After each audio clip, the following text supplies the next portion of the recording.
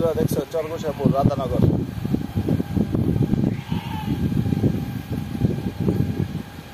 এই যে বাড়ির মধ্যে আমি বর্তমানে অবস্থান করছি, চশমাটা লাগাইলে রেজিস্টার ঠিক আছে।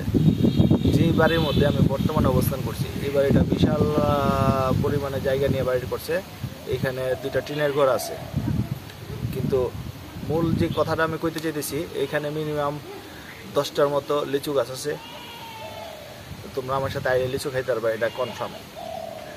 আর এখন আমার জন্য যে জিনিসটা করতেছে, কাঁচা আম পাড়তেছে, যে আমটা নাকি আপেলের মতো। আসলে আমি লোভ দেখাইতে চাইতেছি না, আল্লাহ সুবহানাহু ওয়া তাআলা আমার রিজিক রাখছে। কাঁচা আম মিষ্টি, এটা অনেক বড় একটা বিষয়। আমরা বাজার থেকে সাধারণত কাঁচা আম কিনি, কিন্তু ওইটা অতিরিক্ত টক থাকে। আর বাড়িতে জাম গাছও আছে, তারপরে অনেক কাঠ গাছ আছে, সব কিছু মিলে। তারপরে হাঁস মুরগি ওরা পালে। আর আমার পিছনে যে ভিউটা দেখতেছ, এটা দেখো কত সুন্দর।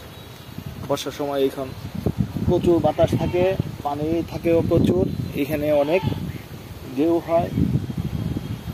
সব কিছু মিলে মানে সুন্দর একটা সময় পার করার মতো অবস্থা।